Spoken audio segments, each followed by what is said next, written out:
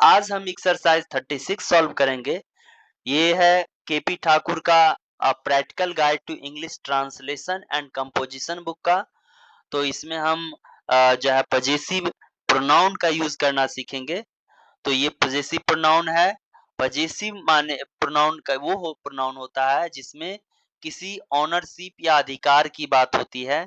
जैसे कि यह किताब मेरी है, तो यहाँ पे किताब पे अधिकार या ऑनरशिप जो है मेरी यानी कि मेरा है। तो इस सेंस में हम इसको बना सकते हैं। तो दिस बुक इज माइन। तो माइन और योर्स जो देख रहे हैं ये क्या है? पजेसिव प्रोनाउन का एग्जाम्पल है। माय और योर अगर लिखा है तो वो पजेसिव एडजेक्टिव है, जिसको जो हमेशा नाउन किसी नाउन के पहले आता है। लेकिन यहाँ पे देखिए माइन ये किसी के पहले आगे इस तरह से नहीं आया है। इसके ये जो है इंडिपेंडेंट होता है और इसको वाक्य के अंत में हम यूज करते हैं। वह दुकान तुम्हारी है, that shop is yours.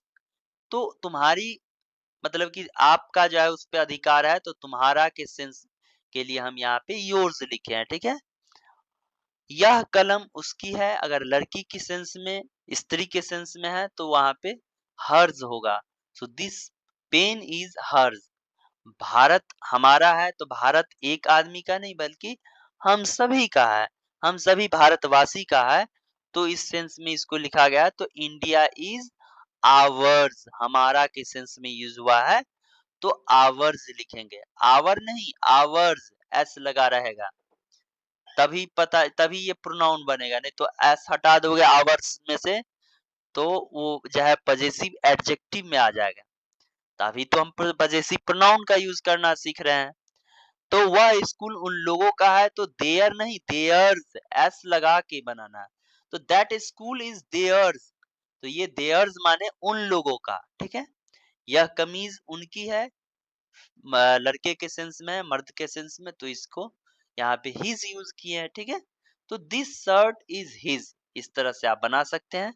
Almost आप लोग समझ गए होंगे कि mine, yours, hers, ours, theirs, his ये सभी पजेसिव प्रोनाउन है, जिसका मतलब होता है किसी अधिकार या मालिकाना हक या ऑनरशिप की बात होती है। ठीक है। तो इस सब का प्रयोग जो हम वाक्य या सेंटेंस में करते हैं अंत में, यानी कि वाक्य के अंत में किया जाता है, लास्ट में।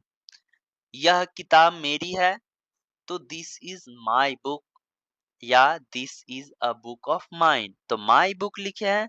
तो आपको बताया है कि किसी बुक, बुक क्या है? नाउन है। तो नाउन से पहले जो है कोई यूज होता है माई, योर, तो ये सब एडजेक्टिव में आ जाएगा। या तो आप दूसरा इस तरह से भी बना सकते हो इसी से वाक्य को, कि यह मेरी किताब है, तो this is a book of mine. वह तुम्हारे चाचा है, he is an uncle of yours, possessive pronoun use करके। नहीं तो नॉर्मली आप जो एडजेक्टिव में यूज करोगे तो ही इज योर अंकल। ठीक है। बोलने में तो हमको यही अच्छा लग रहा है पजेसिव प्रोनाउन यूज करके, he is an uncle of yours. जब ऑफ प्लस पजेसिव प्रोनाउन का प्रयोग होता है या यूज करते हैं, तब यह क्या डिनोट करता है? कुछ व्यक्तियों या वस्तुओं में से वह एक है। ठीक है। जैसे कि आपके पास बहुत सारे किताब है, लेकिन उसमें से एक किताब, तो this is a book of mine.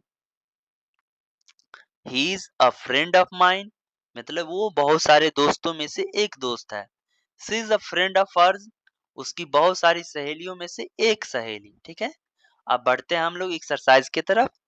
I hope कि आप लोगों को समझ में आ रहा होगा। अगर समझ में आ रहा है तो इस चैनल को लाइक सब्सक्राइब जरूर करें और अपने फ्रेंड के साथ जरूर शेयर करें। पहला सेंटेंस है, यह कोट मेरा है, दिस कोट इज माइन। वह टोपी तुम्हारी है, तो अब तुम्हारी के लिए क्या यूज करेंगे? योर्स यूज करना है। ठीक है। और मेरा के लिए माइन यूज करेंगे।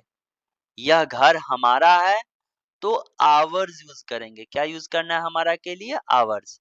तो दिस हाउस इज आवर्स, वह विद्यालय उसका है, तो दैट स्कूल इज हिज, लड़का के सेंस में यूज हुआ है, तो हिज। यह फ्रॉक तुम्हारा है, so this frock is yours. ठीक है। वह झोला उसका है, तो दैट बैग इज हर्स। यह गाड़ी उन लोगों की है, तो दिस कार इज देयर्स। वह चाय मेरी है, दैट टी इज माइन। मेरी के सेंस में माइन, उन लोगों के सेंस में देयर्स यूज किए हैं। यह टेबल तुम्हारा है, दिस टेबल इज योर्स। ठीक है, वह पत्र उसका है, दैट लेटर इज हीज लिखना है। ठीक है, वह पंखा हमारा है, दैट फैन इज आवर्स, हमारा के लिए आवर्स। वह दुकान उन लोगों की है, दैट सोप इज देयर्स।